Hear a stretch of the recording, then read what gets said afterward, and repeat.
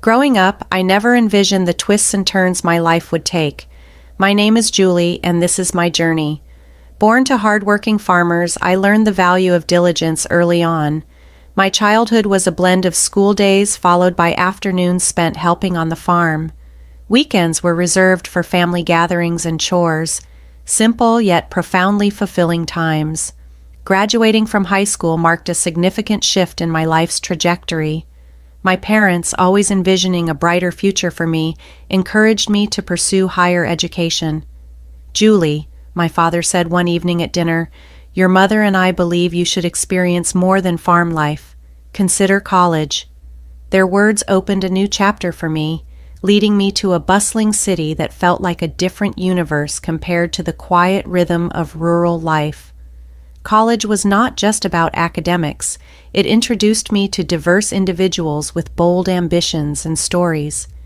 It was there I met Terry, a charismatic guy who saw life as a grand adventure. Unlike the farm boys I knew, Terry dreamed of a life free from the drudgery of hard work, a life filled with enjoyment and leisure. I was enchanted. Terry's perspective on life was invigorating, and soon we were inseparable. Our relationship progressed quickly, and discussions of marriage began. When I shared the news with my parents, they were hesitant, yet supportive. They insisted on meeting Terry, wanting to understand the man who had captured my heart. Although my father expressed some reservations, I dismissed them, blinded by love and the excitement of a new life. Thanks to my parents' generosity, Terry and I had a beautiful wedding, and they even helped us settle into an apartment in the city. "We want you to start on solid ground," my mother said, her eyes teary as I hugged them, promising to make them proud. The initial years of marriage seemed perfect. Terry and I established our lives in the city, embracing the routine we had built together. However, as time passed, subtle signs of discord emerged. Terry often complained about visits to my parents' farm, disliking the chores and the rural smells. I overlooked these comments, attributing them to his urban upbringing. 3 years into our marriage, I became pregnant. While I was thrilled, Terry's lukewarm reaction hinted at underlying reservations. I hoped it was merely an initial shock and that he would grow into the idea of fatherhood. My parents, ever supportive, showered us with more help, from a new car to vacations. As I reflect on those days, I recognize the signs I had missed, signs that perhaps should have alerted me to deeper issues in our seemingly perfect life. The journey I embarked upon, influenced by the dreams and hopes of my parents and intertwined with Terry's different worldview, taught me about life's unpredictable nature and the complex tapestry of relationships. Terry took our parents' help for granted, often commenting dismissively, "That's what parents are for." When our son Russell was born, I was absolutely enchanted by him. Terry tried his best, but adapting to fatherhood seemed a struggle for him. He would often get frustrated during Russell's nighttime cries, saying, "Can't you keep him quiet?" Some of us have to work in the morning. I tried to keep the peace, reminding myself that both of us were still adjusting to being parents. Our visits to the farm became less frequent and more strained as Terry's reluctance grew. He would complain bitterly whenever my dad asked for his help with the farm chores, especially if it involved fixing the tractor. "I'm not a mechanic, for Christ's sake," he would protest. Yet my dad remained patient, guiding him through each step, while Terry clumsily handled the tools, clearly out of his element. Then, within a year, tragedy struck. Both of my parents passed away suddenly. Devastated, I found little comfort in Terry's awkward attempts to console me. "It'll be okay," he'd say, patting my back. His next words, however, stunned me. At least they left us the farm. It was clear his mind was on the inheritance rather than our loss. In the wake of my grief, Terry suggested we sell the farm. "We could buy a big house in the city and live like kings," he proposed one evening over dinner. I was too worn down by grief and the demands of motherhood to argue. Reluctantly, I agreed, thinking perhaps it was best to support my husband. With a few signatures, my family's legacy was sold off to the highest bidder. The sale proceeds went into our joint account, and Terry was ecstatic. "We're set for life, Julie," he exclaimed, thrilled at the prospect of no longer needing to work hard. We reduced our work hours, and initially it felt like we were living a dream. However, as time passed, I noticed Terry's diminishing motivation. He began quitting jobs frequently, always blaming his bosses or the job demands. "I'm not a slave," he'd argue whenever I expressed concern about our finances. "Relax, Julie. We're set for life. Why work ourselves to death?"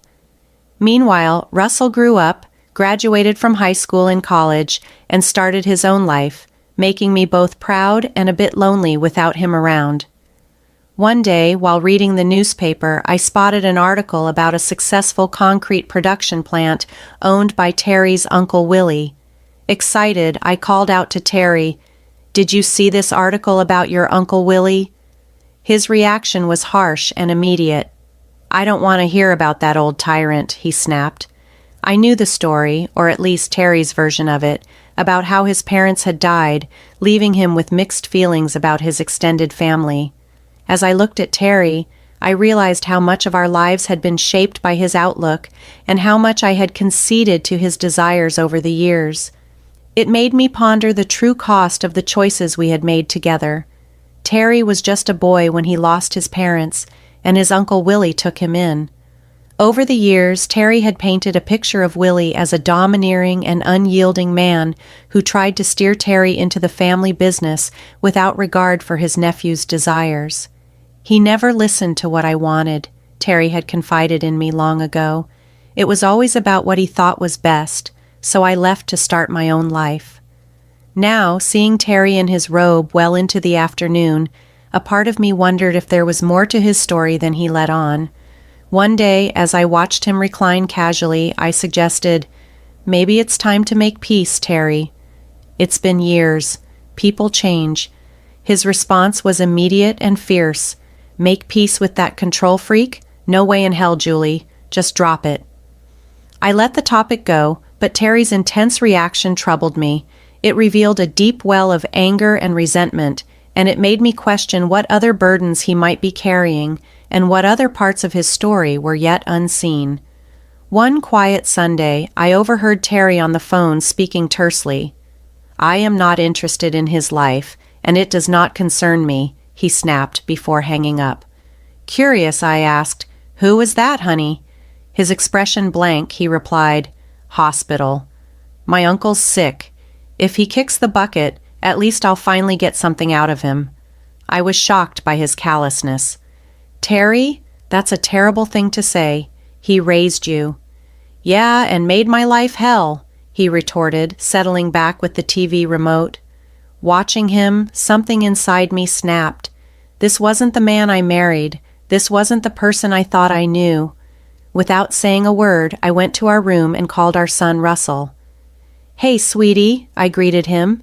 "How would you feel about meeting your great-uncle?" Russell was taken aback but agreed.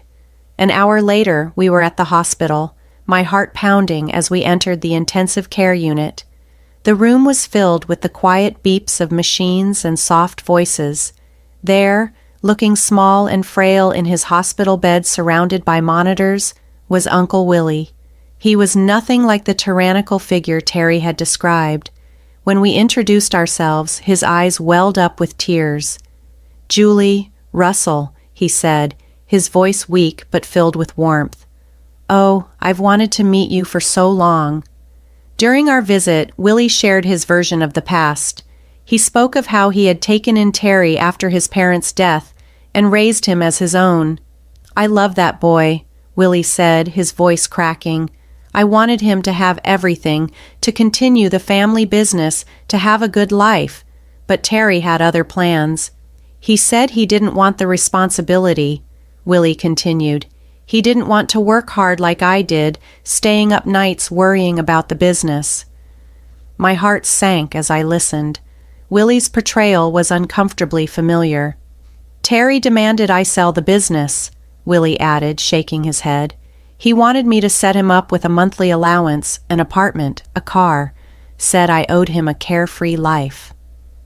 As I absorbed Willie's words, I realized how much of Terry's character remained hidden from me, shaded by his narratives and resentments. Seeing the shock on Russell's face, I realized he was as stunned as I was by Uncle Willie's revelations. "That's not how life works," Willie continued, his voice filled with disappointment. He explained how he had pleaded with Terry to stay and learn the business, but Terry had refused, arrogantly claiming he would marry rich and never need to work a day in his life. As I sat in the hospital room listening to Willie, memories from the past decade began to resurface, assembling like puzzle pieces into a clearer picture. Terry had always chosen part-time jobs, frequently called in sick, and took excessive days off. I had excused his behavior as stress or him being a free spirit, but the painful truth was now glaringly obvious. Terry had often said, "Life is for pleasure, Julie. Why should we kill ourselves working?" I felt a wave of nausea as I realized he hadn't married me out of love, but for the financial security he thought my family could provide. I was merely the wealthy bride he had boasted to his uncle he would secure. Tears welled up in my eyes as I grappled with the profound deceit at the foundation of our life together. Our marriage, our family, everything was built on a lie. Uncle Willie, sensing my distress, apologized. "I'm so sorry," his voice frail. "I wanted to leave something for you and Russell, but I can't." "It's okay," I reassured him, squeezing his hand gently. Willie grew more agitated as he spoke of his unfinished plans and a project that could have been transformative had he more time. Suddenly he grimaced in pain, and the machines around him beeped alarmingly. A nurse rushed in, urging us to leave. A few days later, Uncle Willie passed away. When I informed Terry, his reaction chilled me to the core. "Finally," he exclaimed with a grin, "took the old bastard long enough." I stared at him in disgust. "Terry, he was your uncle. He raised you." Terry dismissed it flippantly. "Yeah, so? When's the funeral? Do we have to go to that?" In the end, Terry didn't attend the funeral. Russell and I organized a small, dignified service, one I hoped would have made Uncle Willie proud. Meanwhile, Terry stayed home, eagerly talking about the inheritance. "The factory's got to be worth at least $20 million, he boasted on the phone. "Can you believe it? I'm rich." Watching him celebrate, I felt nothing but revulsion. Then, things deteriorated further. One evening, Terry coldly remarked, "You know, Julie, you're getting kind of old for me. I think I'm ready for an upgrade." His words were like a slap. I stood there, stunned. "Excuse me?" I managed to say. He shrugged, unashamed. "You heard me." His blunt cruelty was the last straw, revealing the full extent of the stranger he had become, or perhaps had always been. The man I had married, the partner I thought I knew, was just a facade. Now, faced with the harsh reality, I had to decide what to do next in this unexpected chapter of my life. As the weeks passed, Terry's behavior grew increasingly troubling. He would return home in the early hours, reeking of alcohol and perfume, often with lipstick stains on his collar. Each time I confronted him, he'd dismiss me harshly. "Mind your own business," he'd snap. "You should be grateful I come home at all." Lying awake at night, listening to the sound of Terry stumbling in, I realized I couldn't continue living this way. I deserved better, but I also needed to uncover the truth about Terry, about our finances, and about the life we thought we had built together. One morning, after another night of Terry returning at dawn, I confronted him. "Where were you?" I asked, my voice trembling with anger and pain. He glared at me, his bloodshot eyes narrowing. "None of your damn business, Julie. You should be grateful I come back at all." His words felt like a slap. "Grateful? Is that what you think our marriage is?" I asked, stunned by his callousness. He ignored my question, instead eyeing me calculatingly. "Say, how much is left from your parents' inheritance? We must have some savings, right?" His abrupt change of subject caught me off guard. "Terry, we've spent it all. The accounts are empty," I replied, my voice faltering. His face contorted into an ugly sneer. "Empty? You've got to be kidding me." He paced the room, muttering to himself, then turned back to me, his expression cold. "Well, I guess that's it then. I'm done here. Done with you." Before I could respond, the front door opened and Russell walked in, his eyes widening as he took in the scene. Terry's demeanor shifted instantly. He plastered on a fake smile and approached our son. "Russell, my boy, just the person I wanted to see. I need you to sign something for me," he said, pulling out a document. "It's just a formality. You're renouncing any claim to Uncle Willie's estate. Since there's no will, it all comes to me anyway." Russell looked at me, confusion in his eyes, but after my nod, he signed the document without hesitation. Terry's grin was triumphant as he snatched back the document. Then, as if a switch had been flipped, he turned back to me, all pretense gone. "I want a divorce," he announced, his voice cold and flat. "I never loved you, Julie. I just tolerated you for your parents' money. But now I'm rich. I don't need you anymore." His words struck me like physical blows. "I'm moving to Uncle Willie's house," Terry continued, already pulling out a suitcase. "Don't try to contact me. It's over." And just like that, he was gone. 25 years of marriage packed away in a suitcase and walked out the door. I stood there, frozen, trying to process what had just happened. It felt surreal, like a nightmare I couldn't wake from. "Mom?" Russell's voice was soft, filled with concern. "Are you okay?" I turned to my son, my rock, and as he wrapped his arms around me, the dam broke. Tears streamed down my face as he held me tight. "It's okay, Mom," he murmured.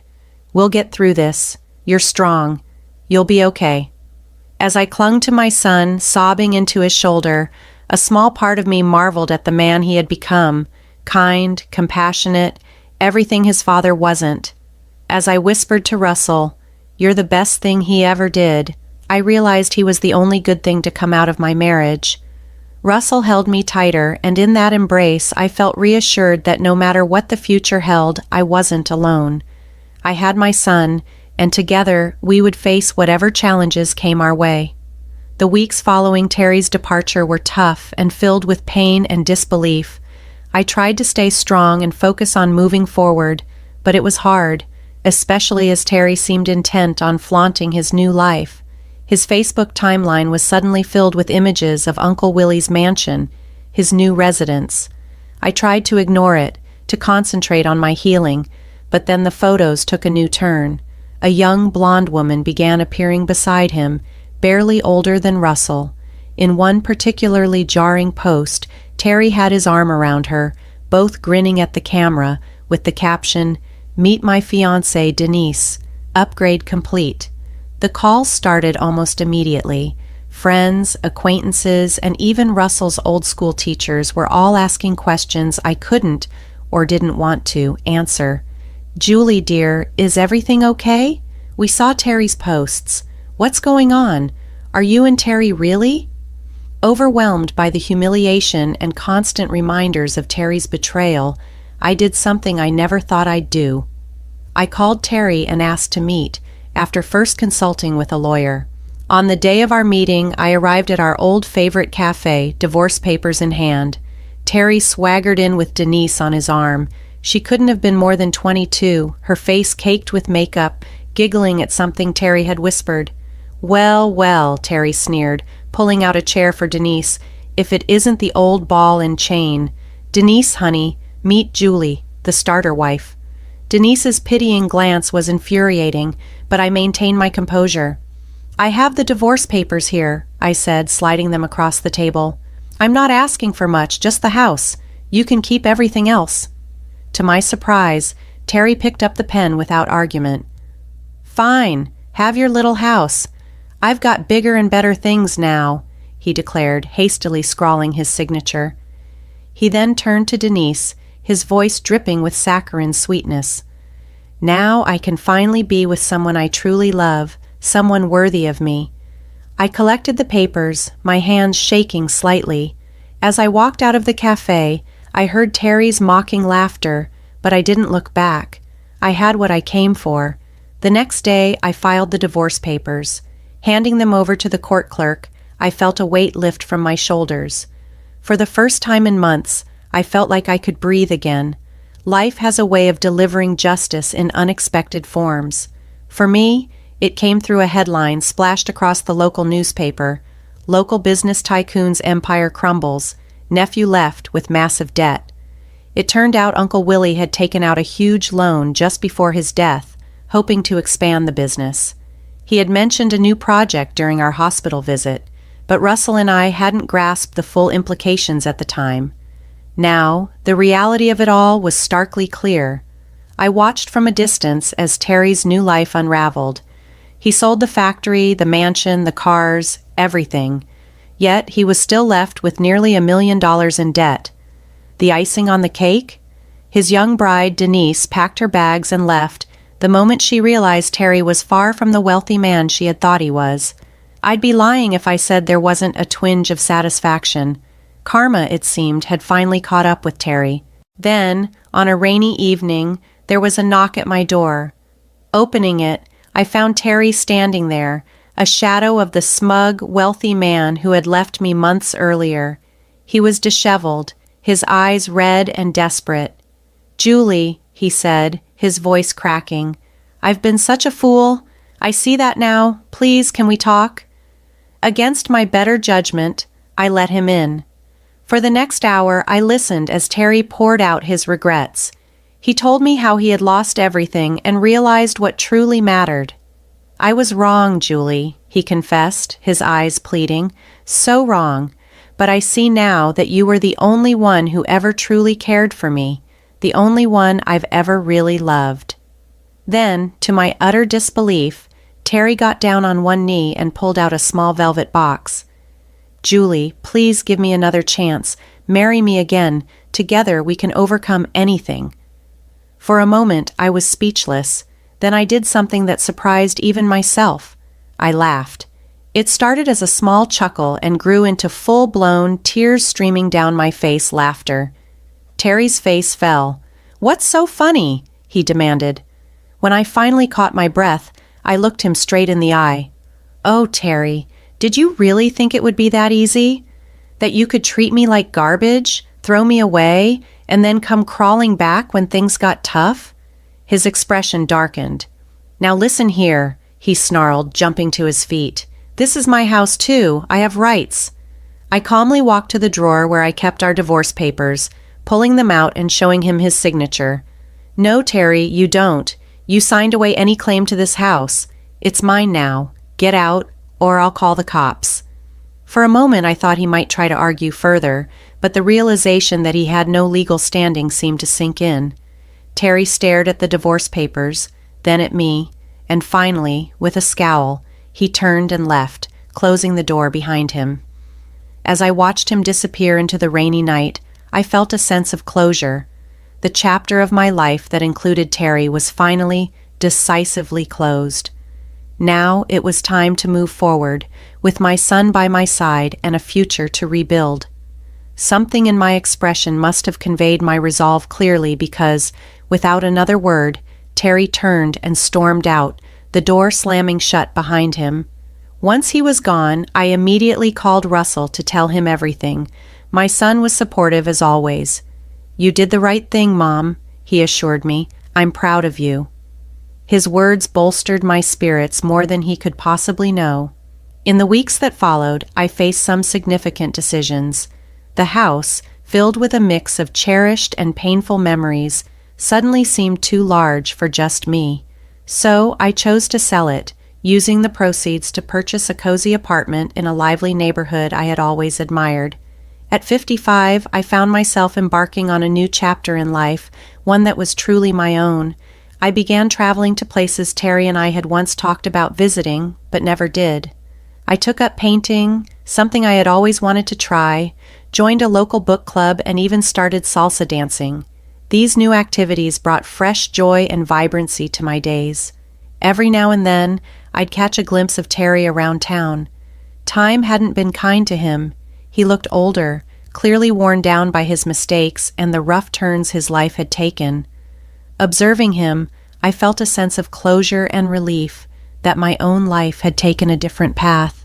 Life hadn't unfolded as I'd once imagined, but looking back, I wouldn't have it any other way. Now, for the first time in many years, I felt truly, completely, happily myself. I embraced each new day with enthusiasm, grateful for the freedom to live life on my terms and the peace that came with knowing I had made the right decisions for myself.